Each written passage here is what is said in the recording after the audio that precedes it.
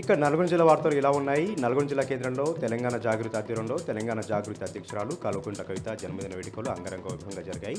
ప్రభుత్వ ఆసుపత్రిలో అనాథాశ్రమంలో అన్నదాన కార్యక్రమాలు నిర్వహించారు. పాలు పండ్లు పంపిణీ కార్యక్రమం కూడా నిర్వహించడం జరిగింది. అనంతరం కేక్ కట్ చేసి శుభాకాంక్షలు కూడా తెలపడం జరిగింది. తెలంగాణ సమస్యలపై పోరాటం చేసేలాగా మరింత శక్తిని కవితకు అందించేలాగా దేవుడు ఆశీస్సులు అందజేయాలని కూడా వారి సందర్భంగా వేడుకున్నారు.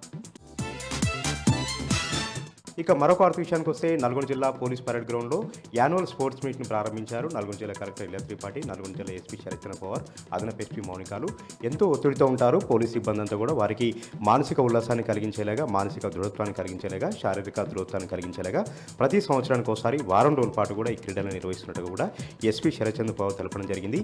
దాదాపు వారం రోజుల పాటు కూడా జిల్లాలోని అన్ని పోలీస్ స్టేషన్ల నుంచి సిబ్బంది రకరకాల ఆటలు ఆడుతూ ఆటవిడుపుగా ఎంతో ఉల్లాసంగా గడపాలని కూడా ఈ సందర్భంగా ఆకాంక్షించారు.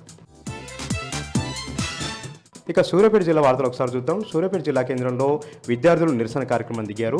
సీఎం రేవంత్ రెడ్డి దిష్టిబొమ్మ దగ్ధం చేయడం జరిగింది. ఎన్నో ఏళ్లుగా పెండింగ్ ఉన్నటువంటి రియంబర్స్మెంట్, ఫీజు బకాయిలను చెల్లించాలని, అదేవిధంగా కాస్మెటిక్ ఛార్జీలను చెల్లించాలని, గురుకులాల పాఠశాలను పునర్వ్యవస్థరించి వాటన్నిటిని కూడా అభివృద్ధి చేయాలని కూడా వాళ్ళ సందర్భంగా డిమాండ్ చేశారు. సీఎం రేవంత్ రెడ్డి దిష్టిబొమ్మ దగ్ధం చేశారు.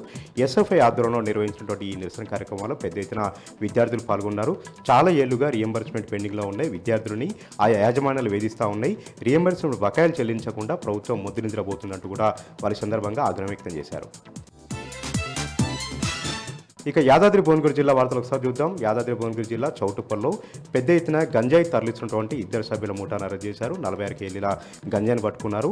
ఆంధ్ర ఒరిస్సా బార్డర్ నుంచి అక్రమంగా హైదరాబాద్, ముంబై, పూణే ప్రాంతాలకు తరలిస్తున్నట్టు కూడా విచారణ వెల్లడైంది. ఇద్దరు వ్యక్తులను అరెస్ట్ చేశారు. ఒక కారు స్వాధీనం చేసుకున్నారు. అయితే వీళ్ళు గత కొంతకాలంగా ఒరిస్సా ప్రాంతం నుంచి గంజాయిని తీసుకొచ్చి పూణే తరలిస్తుంటకు కూడా పోలీసుల విచారణ వెల్లడైంది. గత కొంతకాలంగా హైదరాబాద్ విజయవాడ జాతీయ రహదారిపైన పెద్ద ఎత్తున గంజాయి రవాణా జరుగుతుంది. పక్కా సమాచారంతోనే ఎక్కడికక్కడ కూడా కట్టడి చేస్తా ఉన్నాం. గంజాయి ముఠాలను ఎక్కడికక్కడ అరెస్ట్ చేస్తున్నామంటూ కూడా పోలీసులు ఈ సందర్భంగా తెలిపారు.